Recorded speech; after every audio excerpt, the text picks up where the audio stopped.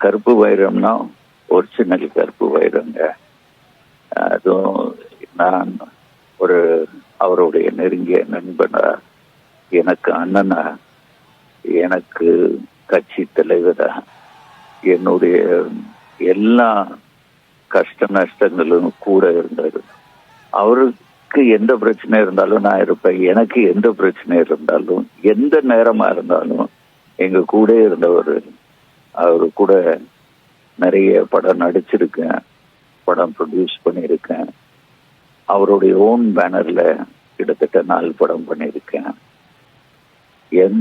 எந்த இதுலயும் எந்த ஒரு ஃபைனான்சியல் ஆஸ்பெக்ட் எங்களுக்குள்ள வந்ததே கிடையாது.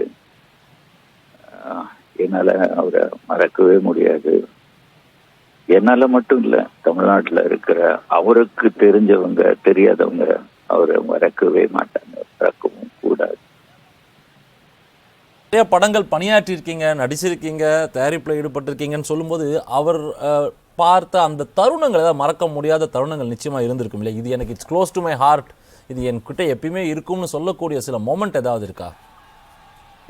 இன்னைக்கு சினிமா துறையில நான் சொல்றேன், ஒரு ஹீரோ ஒரு 2 வருஷம் 3 வருஷம் வந்ததுக்கு அப்புறம் ஒரு 4-5 படம் வந்துச்சுன்னா ஒரு 1008 நிபந்தனை இருக்கும். எனக்கு நான் 84 இருந்து தெரியும். நான் ஒரு படம் டைரக்ட் பண்ணணும்னு சொல்லும் போது நேரம் வாங்க உட்காந்து பேசுவோம் பண்டி, வா பண்டி அப்படின்னாரு. அவ்வளவுதான். நான் கதை சொல்றதுக்கு முன்னு வந்தேன். கதையெல்லாம் எனக்கு எதுக்கு, இப்படி எல்லாம் யாரும் சொல்ல மாட்டாங்க, சொன்ன வரலாறே கிடையாது. ஏன்னா அவரு அவ்வளவு பீக்ல இருக்காரு. நான் தேவன் படம் பண்ணும்போது அப்படி ஒரு மனுஷனை நம்ம மறக்கவே முடியாது, மறக்கவும் கூடாது.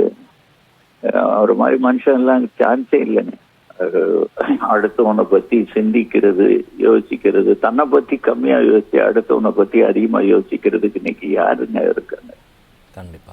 அருண் சார், ஒரு கடைசியா ஒரே ஒரு கேள்வி. அதாவது ஆளுமைன்னு சொல்லுவாங்க, நீங்க பார்த்ததுல பல மனிதர்களை பார்த்து வியந்திருக்கீங்க. அப்படி நீங்க கேப்டன் விஜயகாந்திடம் வியந்த ஆளுமைனா நீங்க எதை சொல்றீங்க?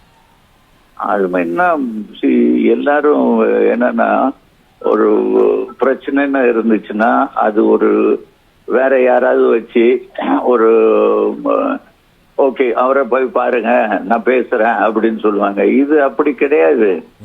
நானே வரேன், நம்ம போலாம் பாண்டி, நம்ம ஒன்னா சேர்ந்து செய்வோம்னு அப்படியே இறங்கிடுவாருங்க.